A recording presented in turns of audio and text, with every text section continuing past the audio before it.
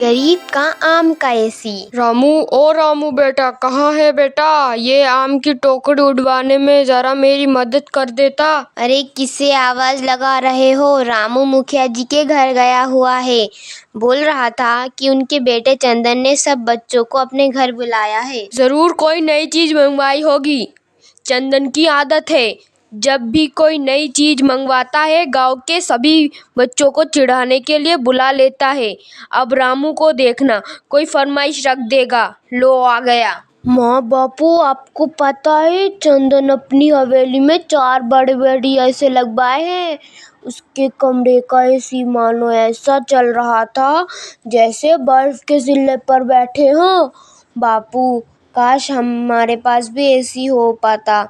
इतनी गर्मी पड़ रही है, एसी के अलग ही मजे हैं। बेटा, हमारी इतनी गुंजाइश नहीं कि हम मुखिया जी के जैसे कमरे में एसी लगवा सके।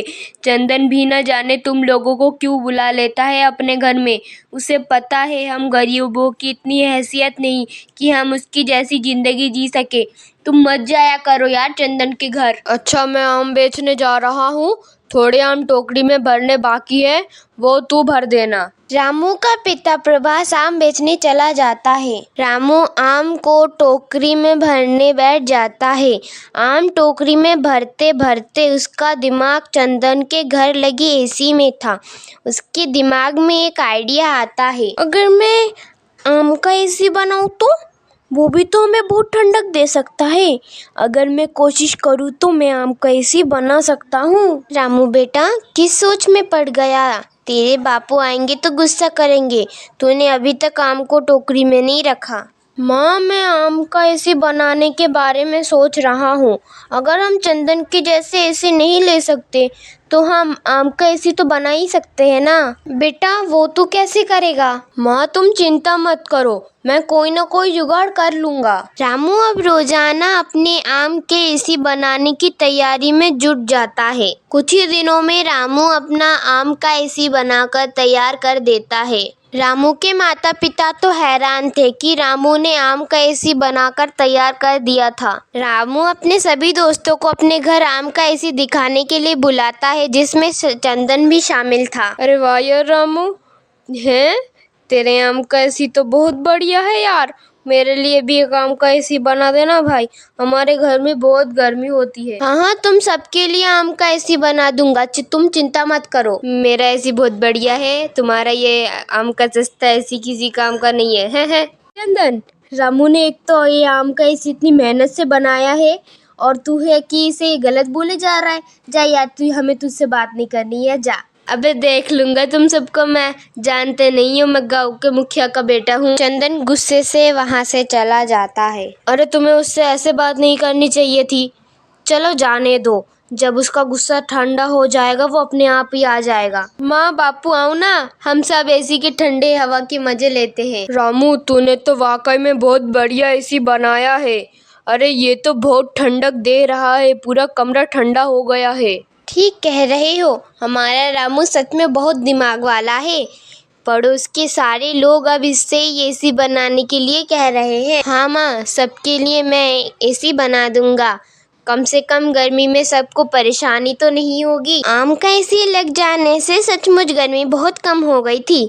रात को रामू के माता पिता आराम से सो जाते थे, पर एक दिन रामू अपने माँ बापू के साथ बाजार गया हुआ था। जब वो वापस लौटा तो उसकी घर की खिड़की खुली हुई थी और उसका आम का एसी बिखरा हुआ पड़ा था। माँ बापू, ये क्या हो गया? हमारा एसी किसने तोड़ दिया? हमारे घर कौन आ सकता है? क्या पता कोई जानवर घर में घुस गया होगा, उसने एसी को तोड़ गया होगा। मैं तो खिड़की का दरवाजा बंद कर कर गई थी, कौन खोल सकता है? पर अगर जानवर भी घर में घुसता है तो और सामान की भी तो छेड़खानी करता। और सामान तो बिखरे हुए नहीं है, सिर्फ एसी ही टूटा है। हो ना हो ये किसी की साजिश है। तभी एक लड़का रामू के घर आता है। रामू, तेरा आम का एसी चंदन ने तोड़ा है। वो हंसते हुए ये बात अपने घर के नौकरों को बता रहा था।